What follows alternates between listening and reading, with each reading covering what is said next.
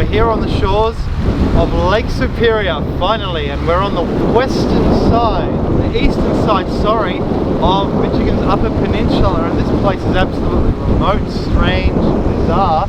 And look at this water. Ancient mariners would have come here in the past, and they would have, you can even see a tinge in the water. It's absolutely remarkable. It's almost red. They would have smelled the copper here. Was this where King Solomon's miners came in ancient times? And if you come over here, look at this. Just come over here. Look at this. Quartz. They would have seen this and they would have said, wow, this is the sort of rock you find. Quartz, gold. Are we close to King Solomon's mines? Now, bear in mind the cocaine mummies, 1000 BC. American tobacco infused and cocaine in Egyptian mummies from King Solomon's time. Did they come out here to Lake Superior? Is the mine located nearby?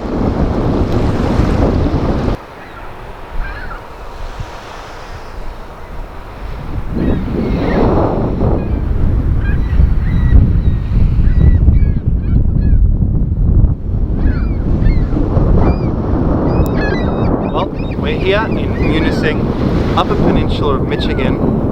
It should be cold, but it's not. Do you know why?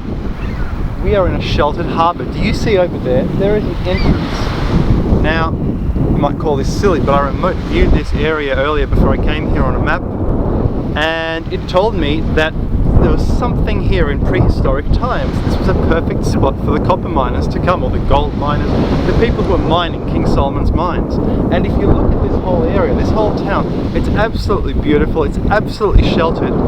This could be where the copper miners had their docks. Later generations decided to take over, put their own city here in later times. There could have been an Indian city on top of a Viking city, on top of the city of King Solomon's miners.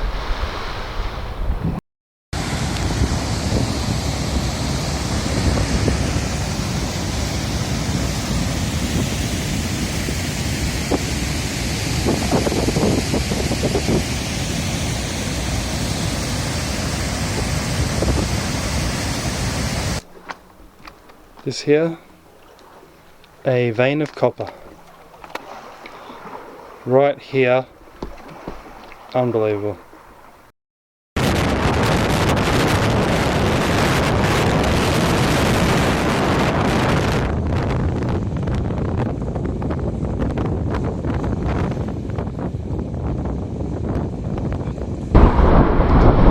We are here on the Peninsula, Upper Peninsula of Michigan, and all around us is the 19th century ruins everywhere, all around down there, right around are the ruins of copper mining in the 19th century. Entrepreneurs came here and they saw, wow, this place is so rich in copper.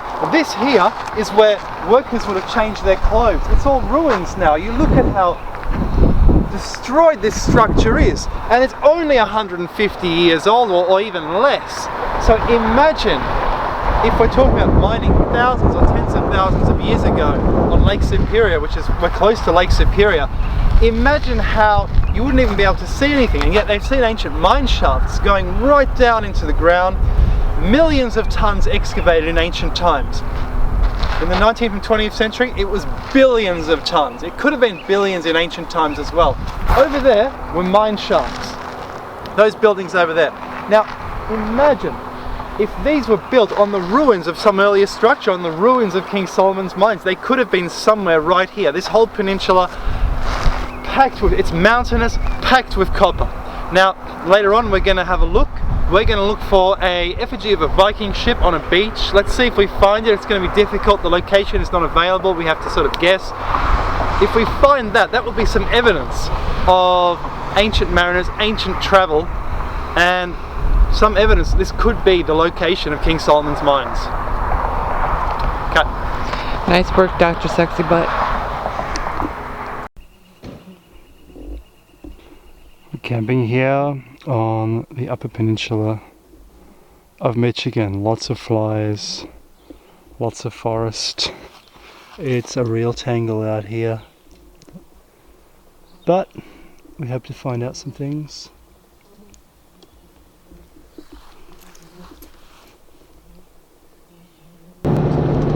So we're going to look for this glyph now. It's to the west of the town, near the end of the local bay.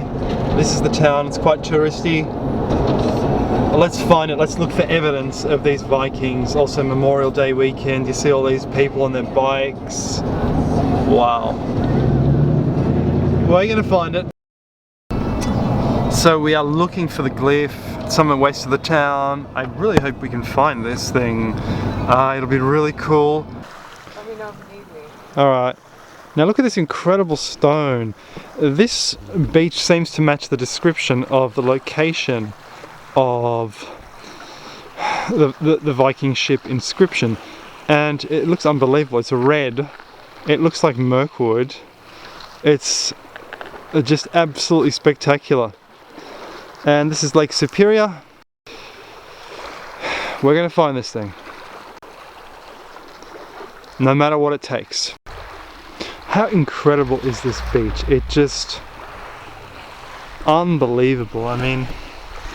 Now the rock, we're not quite sure where it is really. It's a bit of a mystery. According to the picture, it appears to have been a rock on its own somewhere on the end of possibly this beach.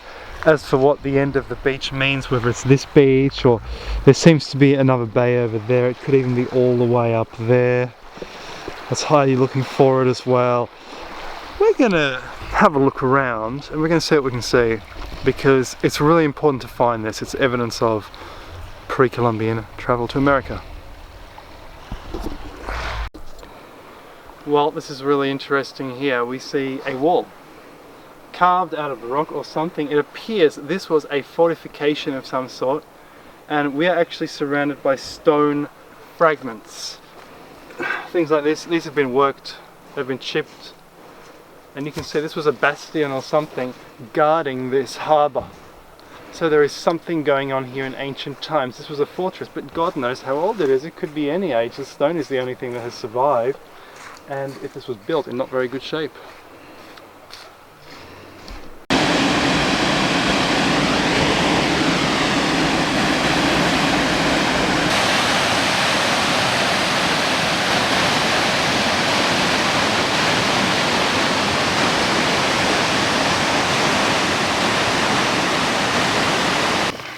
We didn't end up finding what we wanted to find, that ship. Now it seems the internet, that website we were looking at, that ancient website, it gave us the wrong directions. It said a bay, the end of a bay west of the town.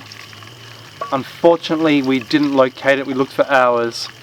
We found contradictory information on the internet. It seems the locals have fixed up this place, they've covered up the rock. It seems to be a huge stone with petroglyphs all over it, and it is a big secret. They don't want to tell us where it is. Now,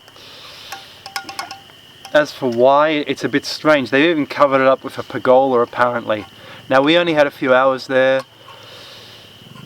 If someone has more time they can find it quite easily. It appears to be on a hill near a beach. It's covered up so it's protected. There are probably other petroglyphs on that rock. It's a bit of a conspiracy why the locals have not publicized this into something for tourism, because that town is crawling with tourists, but it seems, well, they're just not interested. For some reason they want it to be a big mystery, and it is. Now that ship, that could prove the contact of, you know, ancient Europeans, ancient travelers into the Americas or someone else. We just do not know what is going on.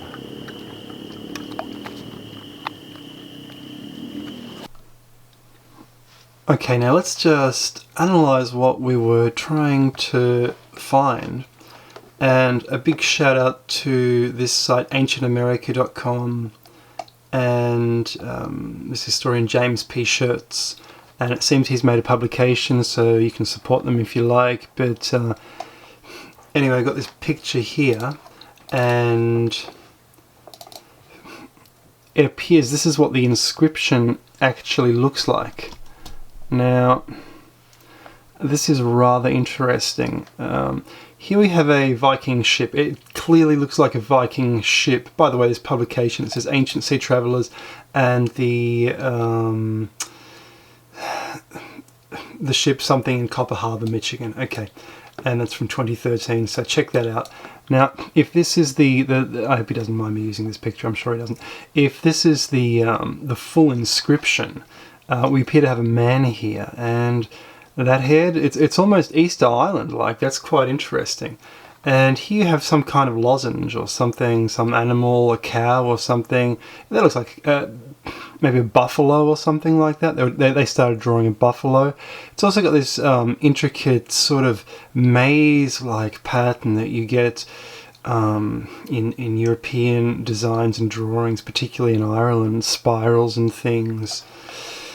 Now that prow, that's a Viking ship. Now, here we have something similar. You see this thing here, and this is an actual Viking ship. This is in Oslo. And, you know, you look at this, and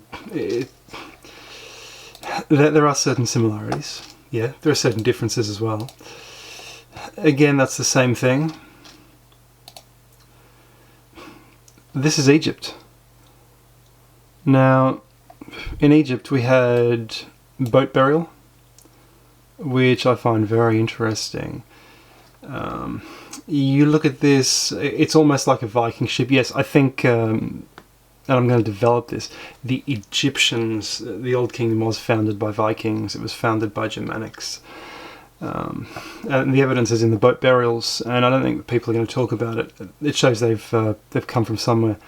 A counter-argument is they're just using this to sail up and down the Nile.